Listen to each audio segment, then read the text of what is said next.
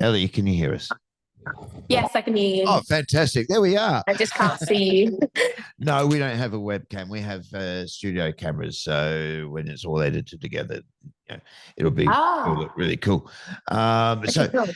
Ellie, okay, first of all, where I'll start with whereabouts are you located right now? I mean, you're in some sort of a gymnasium studio rehearsal room, Yeah. but now what sort of where's the park that you're actually located in at the moment? Okay. Firstly, thank you for having me. Oh, you're welcome. I'm at I'm at Skegness, which is in the UK. Someone who I was emailing, I think it was you. You said you're from Leicester, so Yeah. that is, yeah, that's the local one to Leicester. Skegness It's a was park. always we all went for holidays. So in the UK, Yeah. because a lot of us live inland, Mhm. coastal areas is where we all kind of flock to during the holiday week. So Skegness was very much the play of the East Midlands. So Yeah, yeah. it's quite busy at the moment. Speaking Mm. of, it's May half term, which is their school holidays. It's really busy, but I'm sitting in the studio at the moment. So this is where I practice for most of our shows and singing sets.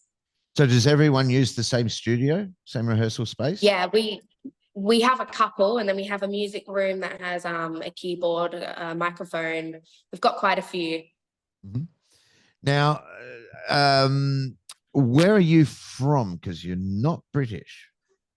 No, I'm from Perth, You're Perth, from Perth, so Australia. you're a local girl. Yes, Now yes. you have, from what I understand, you have had the fortune of being, I think, the first Australian Redcoat. Is that right? Yeah, that's So, correct. for our listeners, for their benefit, can you Mhm. explain what a redcoat is? Okay, so a red coat, but we wear a red coat firstly. So our uniform is a red coat. That's why we're called that. Our role is basically to entertain families. We're a children entertainer, but we do like a bunch of different things because everyone has their own set of skills. So we've got singers, we've got dancers, we've got some really talented DJs. We all have to learn how to host venues. Yep. So basically, I think you'll be aware there's, for example, a venue called Centre Stage.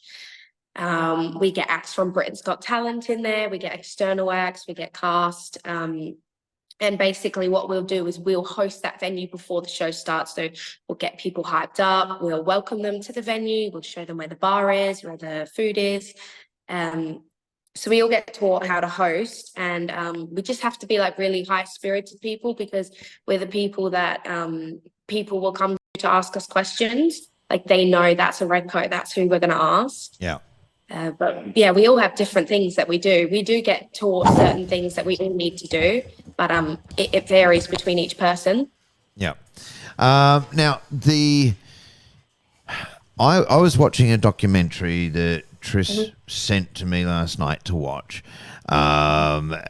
about the process of becoming a redcoat. Yeah, It's a big process. It's probably bigger it process is. than trying to get through to a theatre show or trying to get through to Britain's Got Talent or anything like that. Mhm. So, can you describe the process? Yeah, of course. So the auditions are quite busy. I know in Australia, never heard of Redcoat, but in the UK, as you're aware, it is quite a big thing. It's quite well known because we've had Stephen Mulhern. He was one of the old Redcoats. He's like one of UK's most popular presenters now for ITV, stuff like that. So usually I was lucky. I had a smaller, more intimate audition because they were only hiring one Redcoat. But usually the auditions are in multiple locations, one of them being London. Um, they do hire, so there's 30 redcoats per team. However, if people have renewed their contract, they're not always hiring for 30. They might only have like 2 spots available per camp. So you get a number, you go into the studio in London, and then there's 4 different rounds, and each round they'll call out your number and you'll be cut. So the first round is kind of like an icebreaker. So we get to know each other, and then we would do improv. So for mine, we were given an item and we had to act out with it, which was quite fun. I got nervous, but It was quite good. What did you do? And then people will get. So we got, what was it? We were given a cell phone, like a green, funny-looking phone. And we're in a group, so we only get like 5 minutes to work out what we're going to act out. And I think we said like this phone is like no other. Yeah, we just said something really silly, and someone else had a shoe, and they said that when you put the shoe in a puddle, it would grow big and turn into a boat. That was someone else's, so it's pretty random. And then after that round, it's the one-on-one interview. So there's usually a couple of managers there. I had about 3 in mine, and then 1 current Redcoat from Skegness. And we'd each get taken into a room one at a time, obviously go through interview questions. Why do you want to be a Redcoat? What can you bring to the team? Because they're really, like, if you look it up online as well, they're really looking for high-spirited people, like people that can communicate, that aren't awkward, because you really can't be awkward in this job. You've constantly got to be smiling. What drew you? Because, I mean, obviously, you were born and raised in WA, is that right? Yeah, yes. So do you have English in your roots, or? Yeah, so both my parents are actually from Leicester. Oh, really? Okay, cool. Yeah, my mum's listening right now, so hi, Mum. Yeah, so they're both originally from Leicester. My grandma and that are currently there too. They loved Australia. They moved there before me and my sister were born. But we used to travel every 2 years up until 2016. And I always remember the first week that we landed, we'd usually land on Thursday, Friday. We would go to Butlins on the Monday. We would do the Monday to Friday package. And we did that every year for a good 3 years. And obviously I was a kid and I'd been on a big plane and I loved it. And I saw Redcoats and I was like, wow, I like that job, because you get to watch shows, you get to perform in shows. Yeah, it's not like a retail job or anything. I enjoy speaking to people and being on stage. So I was like, you know what, I want to do that. So I waited till I graduated school. That was in 2022, actually. And then waited till I was 18 and then moved here on my own. And I was just going to get a retail job somewhere in Leicester until the auditions in November. But then I was lucky and an audition came up within like 2 months of me being in the UK, and they had 1 spot for Skeg. Wow. And yeah, and I got it, and it's just perfect timing. What do your parents think? I loved it. What do your parents think of you being over there on your own and being a Redcoat? Yeah, I think they miss me, but they are proud of me. Obviously being one of the first Australians. And I literally went all throughout school telling my teachers and my peers, I'll be a Redcoat. And they're like, what's a Redcoat? And I'd have fun explaining to them. And I'm like, get to perform. If I can just do even a year, just getting experience, because now I know how to host a venue. I could maybe do wedding singing in the future, or I'm really into journalism, like radio and broadcast journalism. Oh, cool. So that's going to help a lot. Just let us know when you come back, and you know, we'll see if there's a spot for you. Do you have any intention of coming back, or do you think you're going to UK? It's too cold for me here, so I'm not here for forever. I do miss Australia and the beaches and the warmth, and my family, my partner. So I will be back, but it's just once I go back, I probably can't be a Redcoat again. So I'm just trying to take the most out of it, and then I'll go to uni. That's kind of what I'm thinking. It's a fantastic experience, though, because, you know, you get a grounding in so many different. It's not just like singing. You'll do a whole variety of things over there, right? Yeah, definitely.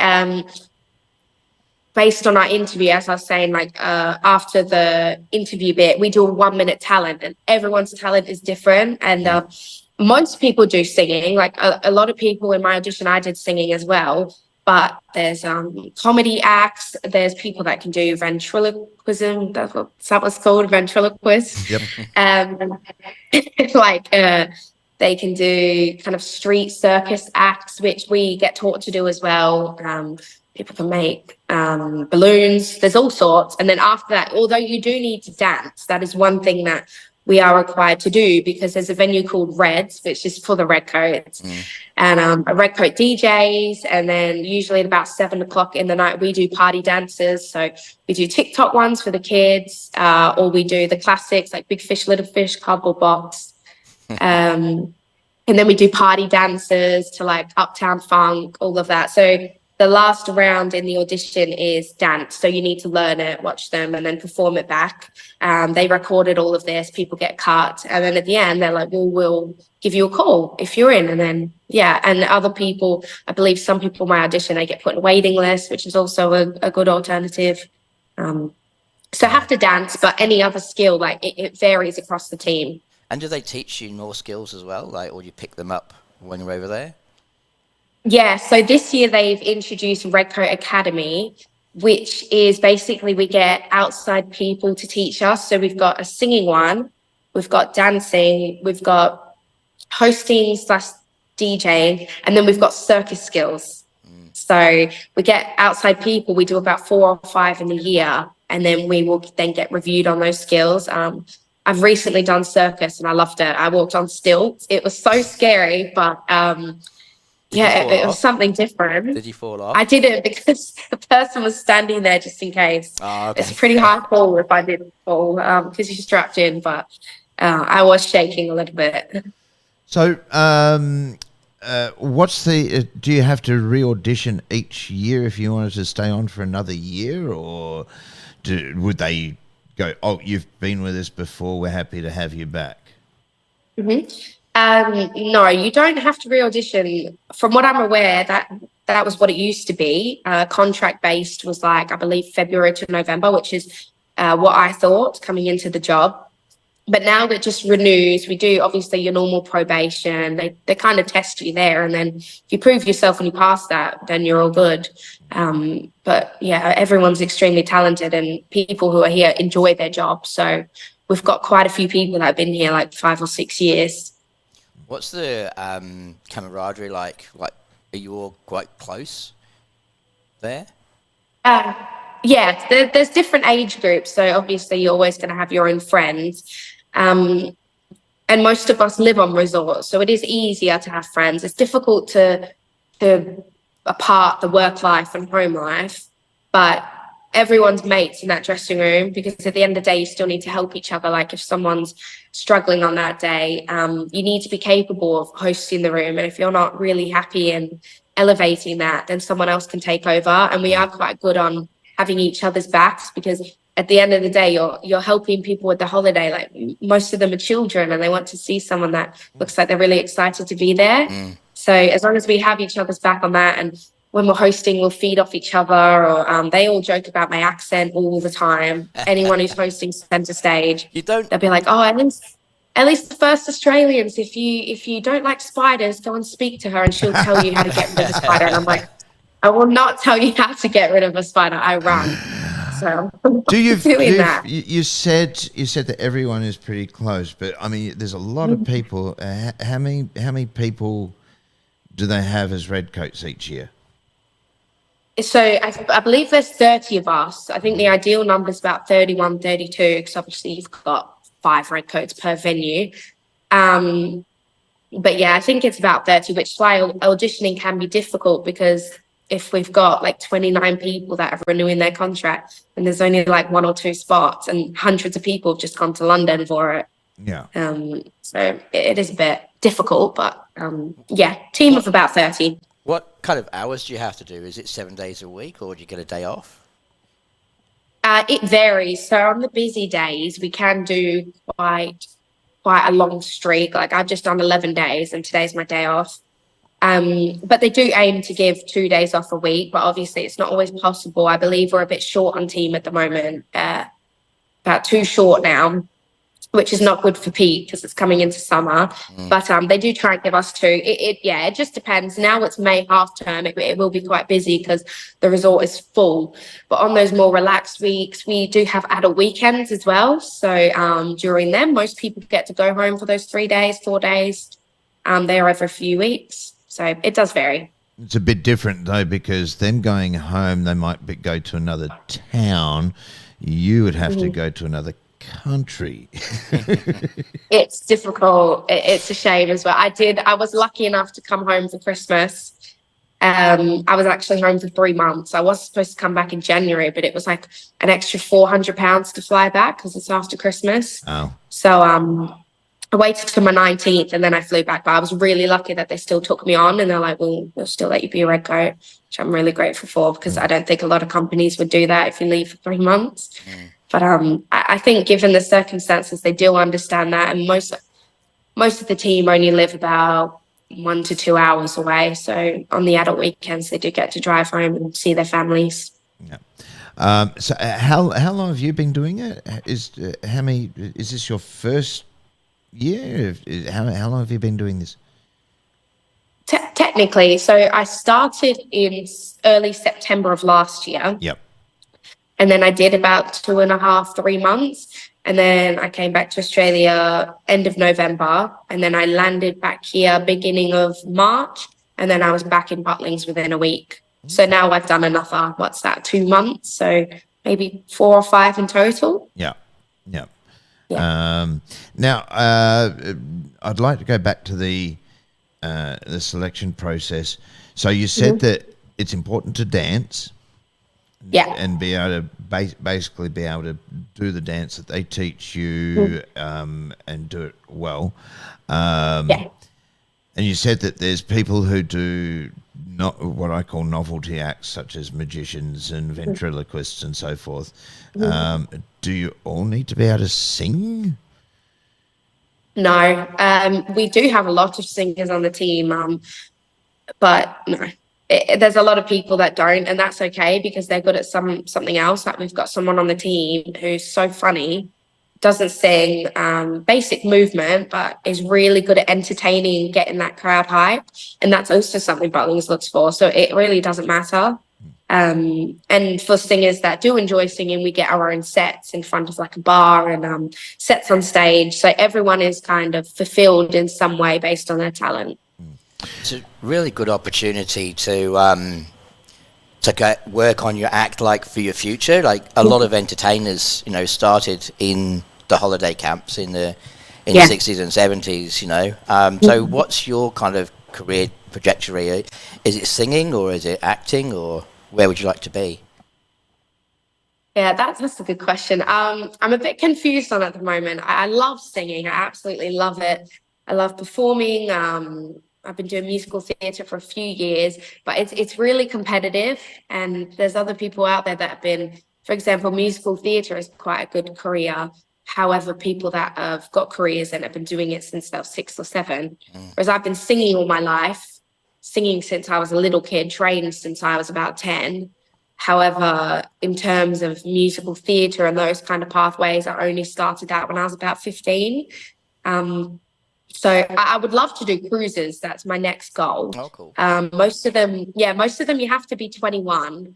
So, which is a shame. So I've only just turned 19, and I'm not sure if I should go to uni first and then try cruises, or if once you do uni, you go straight into the field.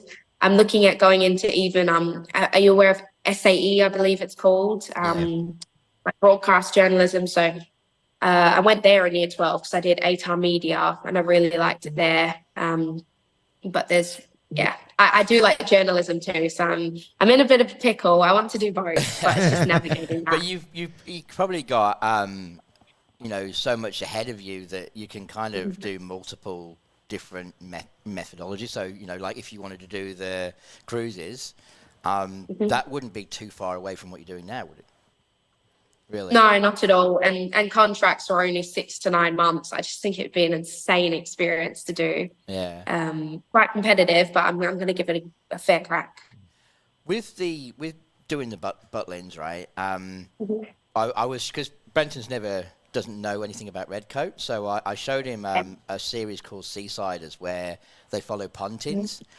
Okay. And one of the things that they mentioned when they were doing, it was the first episode, so they were doing like the intake, and they were saying, that when you step out of your caravan, you're on show. And so, you might have had a heavy night and you might be feeling a bit down, missing home or whatever, but you still have to kind of turn up and put a smile on your face. Yes. Are you finding that to be quite a pressure to be constantly on show, or you adjusting to it really well? If I'm honest, at the beginning, I did really struggle. I think naturally I just have a resting face, like I'm not overly lifted. And I wasn't aware of that at the beginning. So I'd walk around feeling really happy, but not actually looking quite happy. That's 100% true. Like once you're in your Redcoat uniform, you need to show that you're happy, because if someone doesn't look happy and they're at a holiday resort, they're not going to seem very approachable, especially for guests, because guests know, like Redcoats, we go to them, people come for pictures. I feel like a bit of a celebrity. I always get to sign little books for kids and write them a message. And I'll be like, hello from Australia, or like Redcoat from Australia, which they all make fun of me for, but I'll still do it. So yeah, there is a bit of a pressure, but I think eventually you get used to it. Like now I feel like I'm quite smiley, which I think is actually a good skill to have. Yeah. In the future, especially in journalism and things like that. But at the beginning, I wasn't like that, if I'm honest, being completely honest with you. Trained yourself. Yeah, you have to be aware of it, because I wasn't aware of it, and I felt happy. And then the Redcoats were like, "You're doing look happy, okay?" I'm like, "Oh, yeah, I'm great, I'm happy," but I wasn't showing it. So as soon as you're in your Redcoat and we go through the door, we have to smile and speak to guests, but eventually it makes you happier anyways. I'm like, I'm smiling and I'm loving this show. I've seen this show about 10 times, but because I'm smiling, I love it. Yeah. Has it lived up to your expectations? This has been your first stint as a Redcoat. And you always you said since you were younger you wanted to be a Redcoat, you're always going to be a Redcoat. Has it lived up to your expectations of being a Redcoat, or has there been elements that you haven't enjoyed? Has it been harder, easier? Yeah, it's a bit of both. So it has lived up to my expectation. I absolutely love it, and we get really good opportunities. However, when I came as a kid in 2016, we have two different teams. It's like Redcoat and Cast. So Cast will be in like ABBA shows and stuff like that, which is awesome. And from what I know, I believe back then it was kind of all merged, whereas now it's two separate teams.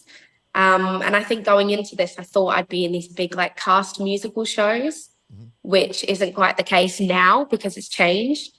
But I mean, what they call a Redcoat show now, which is brand new. Some Cast is one of two female vocalists in that. And that's kind of like a bit of a West End sing-along musical song.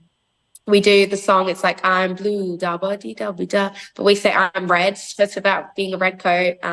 That's good fun.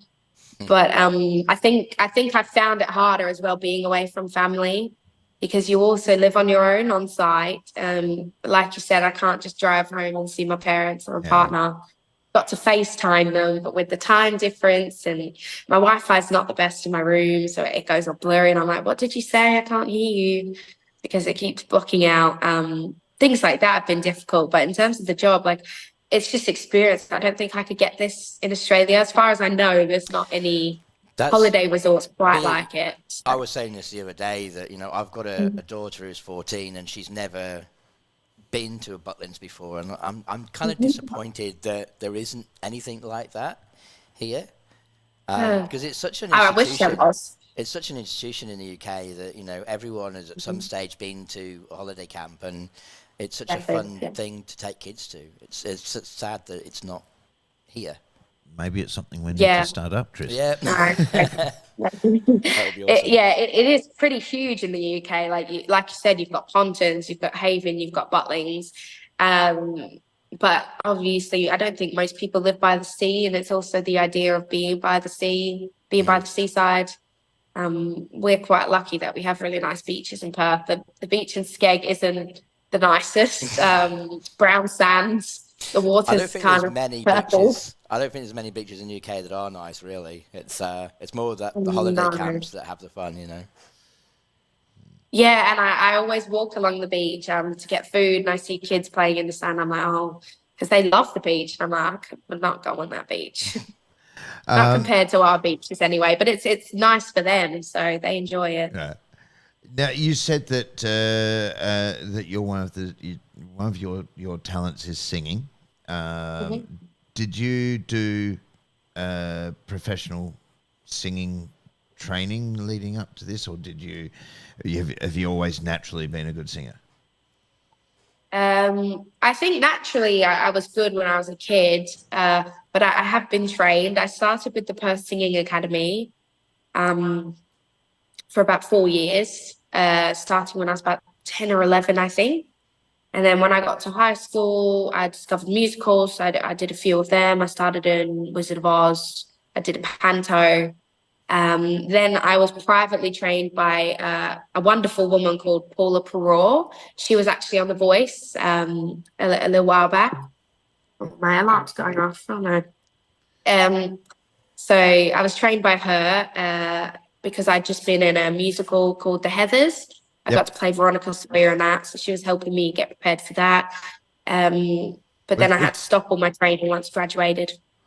When you did Heathers, was that community theatre or professional theatre?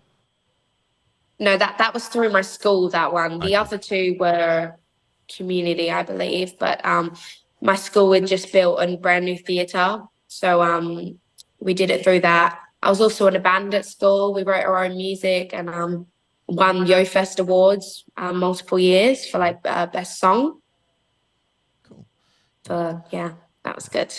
Now, before you said that everyone, needs to get along because you need to keep that positive attitude and everything.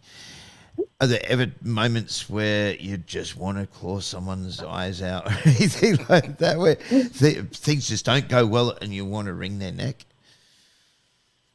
You don't have to name names. No, don't name names. But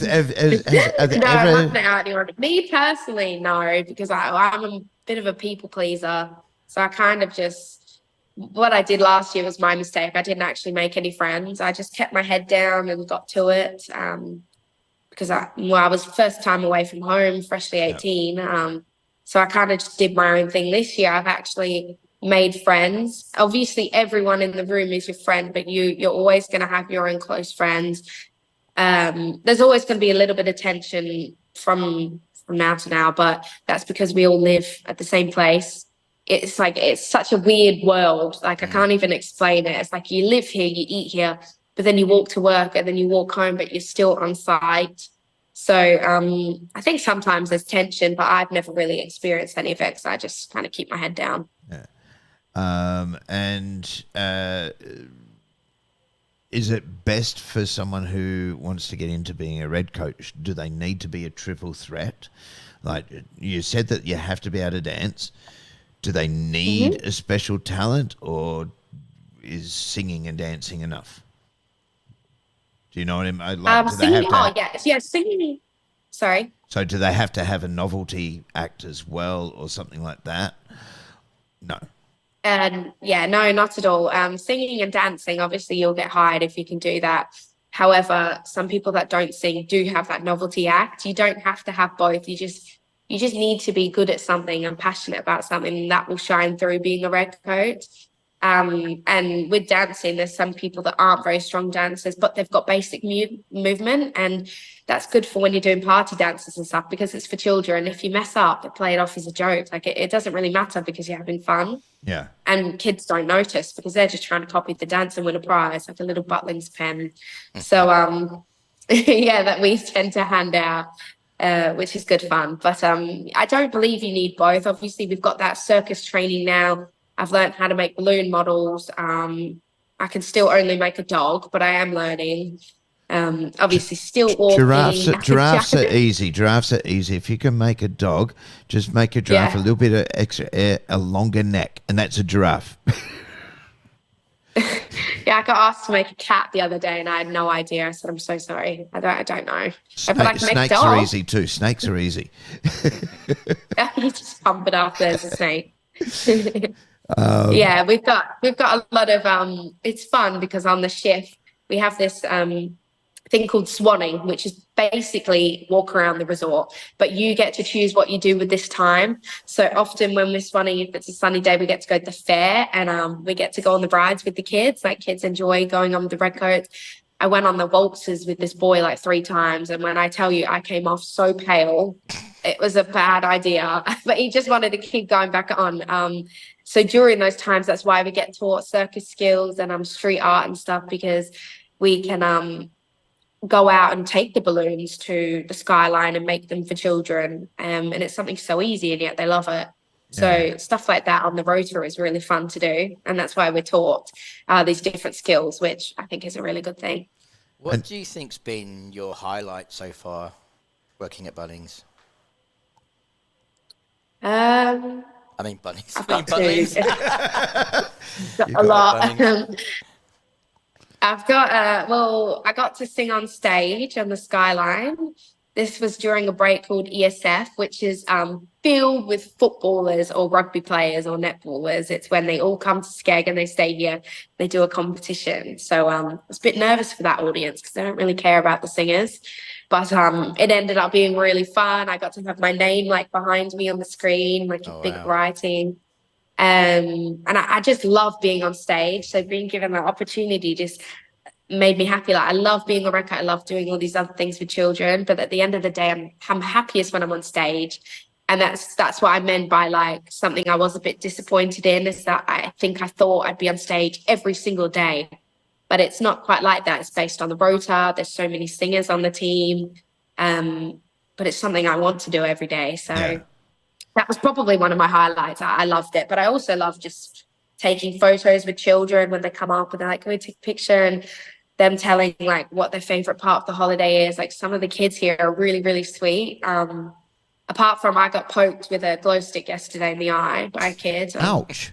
They were just poking me, and they just jabbed me in the eye. Things like that. You just have to keep smiling. But apart from that, like, children genuinely are just so happy.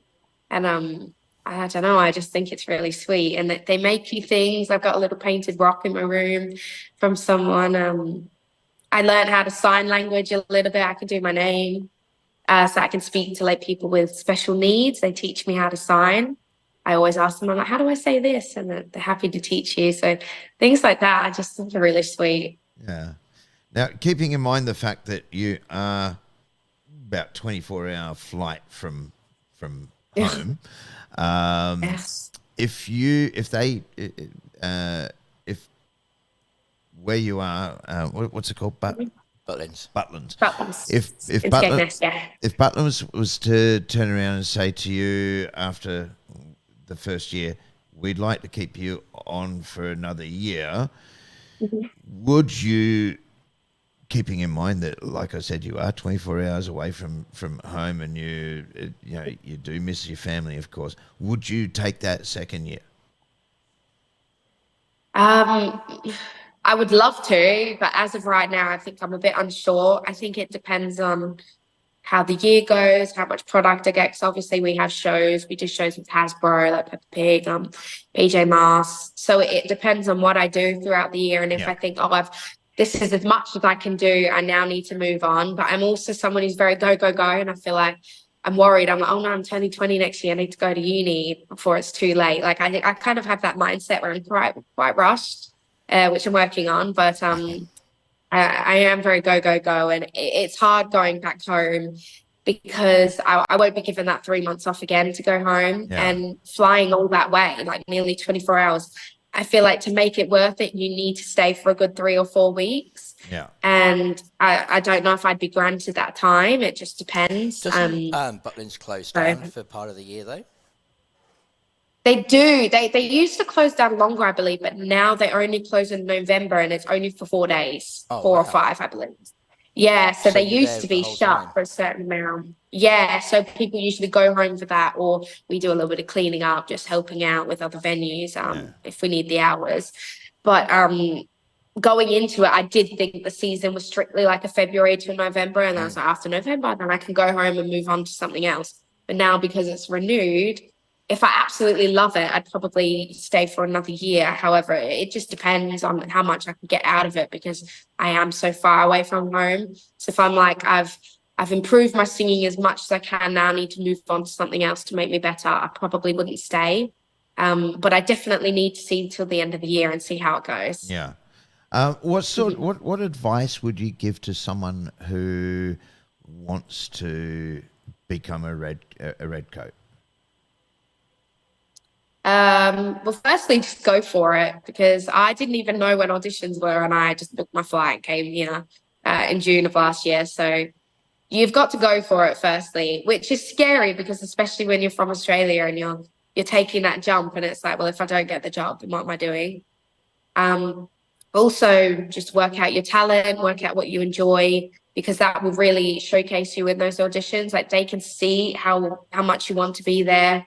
And they read you as a person. So if you are genuinely really happy, outgoing person, then they'll love you. So work on your talent. You don't have to be a singer. Just go for it, honestly. Yeah. That's all I'd say. Now, I've only seen the Redcoat situation in movies, TV shows, and a documentary that Tris shared with me last night. In the documentary, they had a big process where you had to do your singing, you had to do you had to show your dancing, which you said is dancing is the most important. You've got to be able to dance, and novelty acts and all that. But there was also the interview process, and you had to win each person. You had to win them over by impressing them so much. And a lot of it, they said a lot of it comes down to personality. Would you agree with personality? I would agree 100%. Obviously, when you sit down in that chair, they ask you questions that I think show them what your personality is. Like they ask the basic ones, why do you want to be a redcoat? But then they'll speak about what's your best skill, or like what's a time where something hasn't gone your way? Like what did you do in that situation? Things like that help them read you as a person. Because with those questions, if you just give a really negative answer, then automatically they're going to be like, well, you're not a very happy person who's not fitted for this job. So they definitely kind of, the way the questions are is work out your personality through those answers. Yeah. And of course, the only real movie that I've seen where the Redcoat situation is, of course, was Dirty Dancing. I mean, is it that sort of environment? Same. I mean, that film seemed like it was a small park, but is it sort of like that? Is that what the holiday village is like? I don't think I've seen that film, so I can't. What kind of things are in it? How do you describe Dirty Dancing? Patrick Swayze. Patrick Swayze, don't put baby in the corner, that sort of thing, where he's a dance host. He does the dance side of things, and baby, of course, Jennifer Grey was on holiday with her family, her sister, her mum, her dad, and big dramas and all the rest of it. Great music, lots of dancing because, Dirty Dancing, you can't have a film like that without having a lot of dancing. So you've never seen, you don't know Dirty Dancing? I feel like I've seen it, but I don't really remember it much. That's it, not everyone's seen it. I might have seen it once with my mum. From what you're describing, it sounds similar. There is lots of dancing here. Obviously, we've got the Reds venue, and as soon as guests step in, there's loud music. We have a game show during Reds. We have a host. There's game shows like Buzz In. So we pick 2 kids from the audience, or like them and their grown up. And there's all sorts of questions. So it'll be like a celebrity that's cut out, and they'll be like, guess the celebrity, and it'll be Ed Sheeran or something. You have to run and hit this buzzer and then guess. Things like that really get the crowd going. But there is a lot of dancing as well. We have a dance floor. So the Redcoats, when we're on the dance floor, we constantly have to be dancing, make it look like we're having a good time. And then we do party dances or classic dances, TikTok dancing. There's all sorts in Reds. Do you have like a mascot as well, like someone dressed up in costume, or?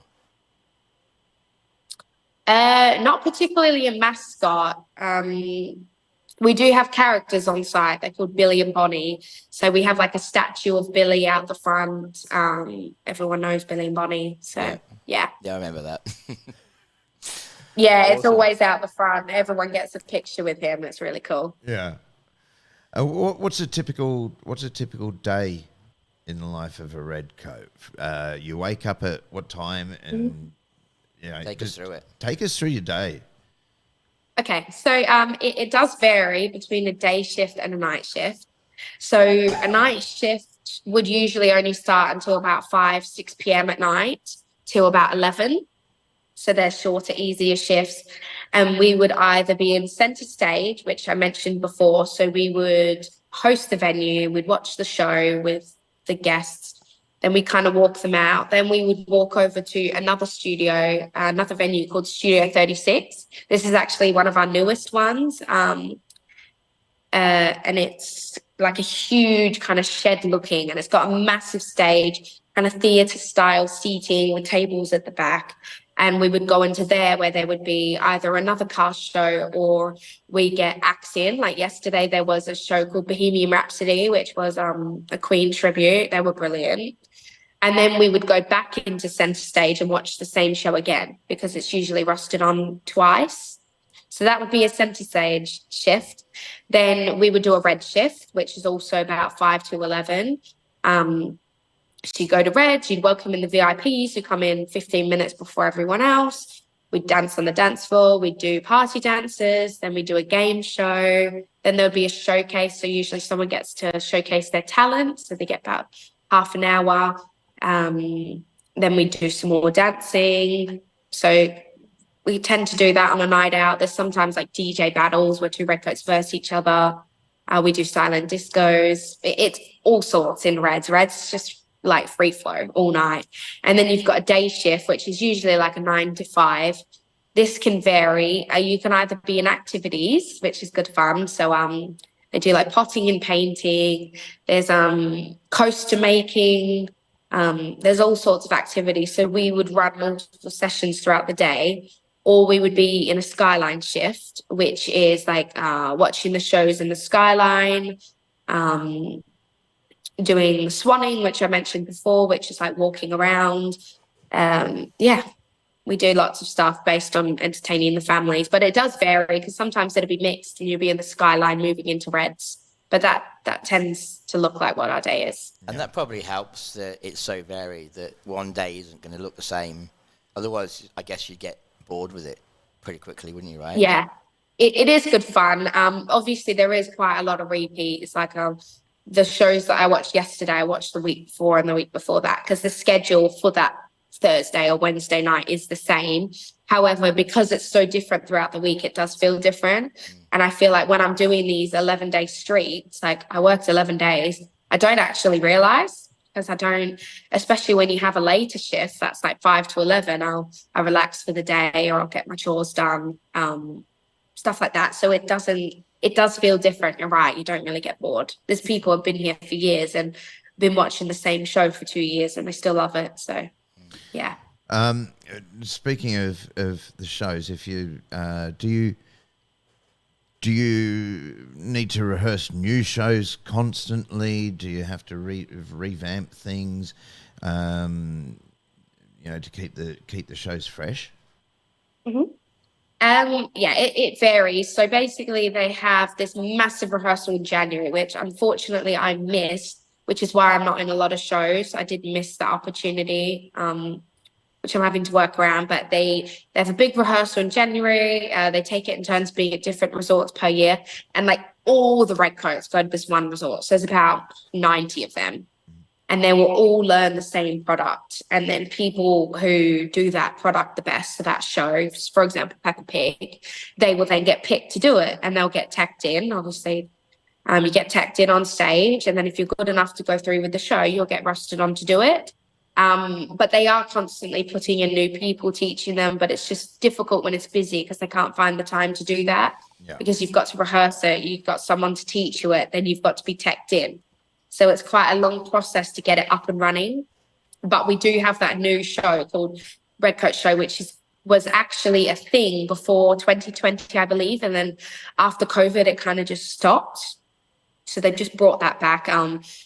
There's nearly half the team in it. So we've got about 6 or 7, I think there's about 8 actually. It's about 8 backing dancers, and then we've got 2 female, 2 male vocalists.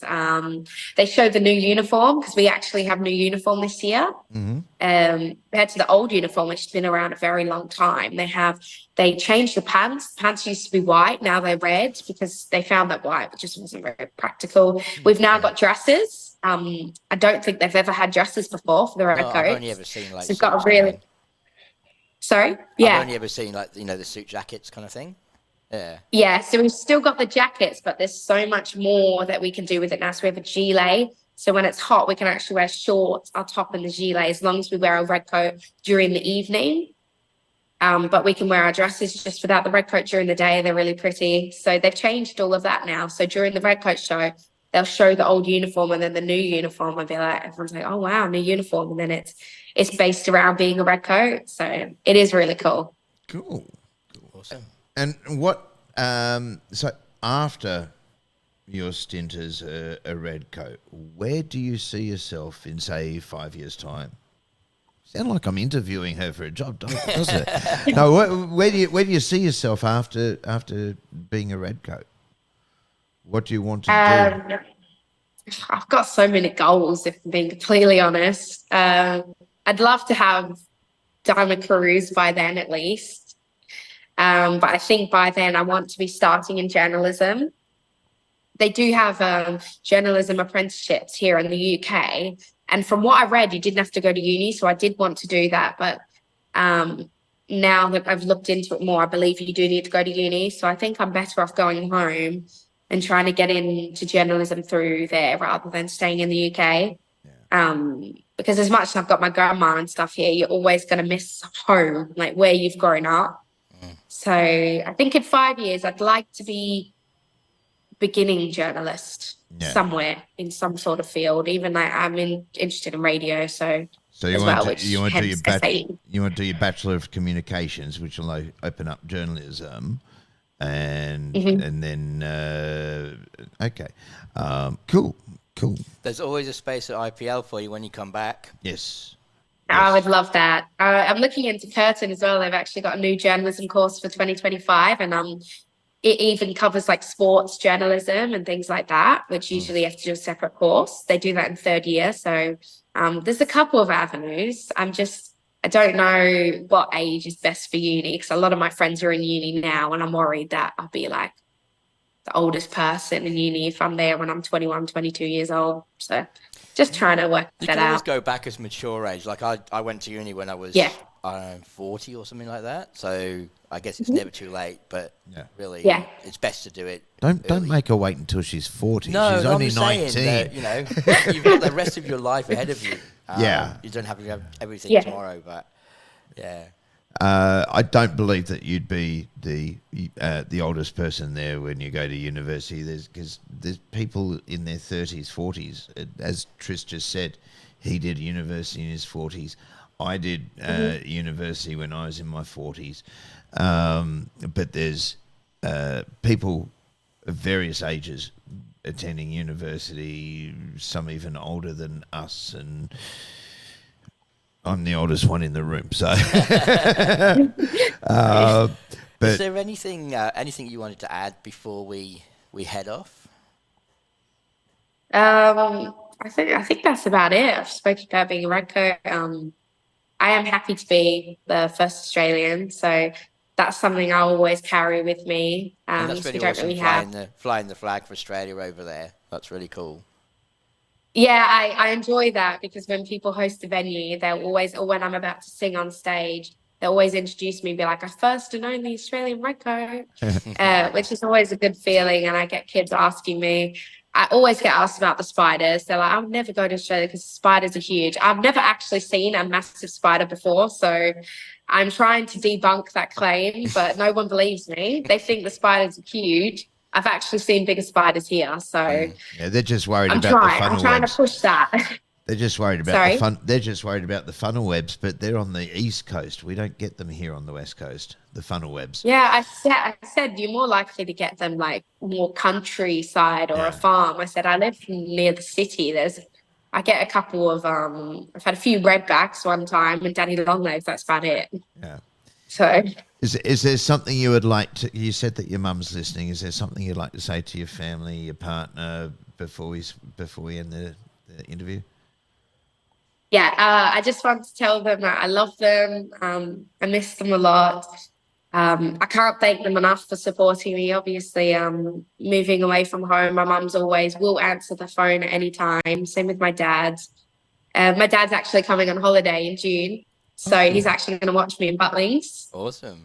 For a night. Yeah, in the Redcoat show. So I'm really excited about that. My dad thought I was actually flying back with him when he was coming home. So unfortunately, I had to tell them I'm not ready to come home yet, but I'm giving it my best, and thank you for supporting me. And I really want to make them proud. Yeah, I'm sure they are. Have there ever been moments? So, just one more question. Have there ever been moments where you've gone, I'm over this, I wish I hadn't done this? Has there ever been even one moment where you're just so overwhelmed with it? Yeah, there was last year. Yeah, I'm only human. I'm young. I miss my parents. I think last year I got really overwhelmed because towards the end of my Butlins journey last year, I've been away from home for about 5 months, which I know doesn't sound like a long time, but for me, like just being an 18-year-old, I'd really miss them. And it's difficult seeing, especially because it was coming into winter down there in summer, and seeing all my friends and my partner at all these festivals in the sun. You get a bit of FOMO. But I'm glad I went home last year. I don't regret that. I had a good time. I did some gigs in Perth. I sung at the carols in Elizabeth Quay. Oh, nice. So, yeah, that was good fun. But even my manager said at that point I did need to go home and just kind of ground myself again. I think I did struggle a little bit last year. Obviously, I was a new Redcoat as well. And as I said, I'm very go, go, go. And most Redcoats don't get product until they've been here 6 months to a year. However, I've only just got product and I've been here 2 months this year. So I'm very lucky about that. But because I wasn't really doing much product last year as well, I was kind of like, oh, well, I'm not learning. I need to go home. But actually, I just need to be patient and let them put me into product, which I'm learning. But if I'm being honest, I did struggle a bit last year, but I've definitely come into it now with a better mindset. As I said, I'm smiling more. And I just have to look at it as that it's a once in a lifetime opportunity. I can say I've done it. Like, all my school teachers know that I said it all throughout high school. Like, I can go home now and tell them I did it, and now I'm ready to move on. So I'm just enjoying that experience while I'm here, because I'm not going to get to do it again. Yeah. Have you guys got any more questions? Do you have any socials that you want to promote at all? Yes, yeah, that would be great. I'm trying to remember what it is. It's what is it? It's Ellie Skinner, I believe. Don't remember. I don't know if I can check because I'm on a Zoom call. Are you on Instagram or Facebook or yeah, TikTok? Yeah, I've got a performer account on Instagram. That's what I'm trying to remember what it's called. I believe it's Ellie Skinner _performer. Okay, we can always check, and then we can just put that in the description box when we put it up on YouTube. So yeah, I'm 90% sure it's Ellie Skinner _performer. So that's my new performing account that I post all my Redcoat stuff on there as well. We've just checked, and you're right. It's Ellie Skinner _performer. Oh, my friend's just messaging me if she's listening. She said that's what it is. Joe, do you have any questions? I have the worst memory. Thank you, Kelly. Awesome. Well, it's been a pleasure meeting you. And like I said, when you come back to WA, we'd love to have you in for another interview and maybe, see where you're going there. Oh, I would love that. If you're ever hiring, please just message my Instagram, give me a call.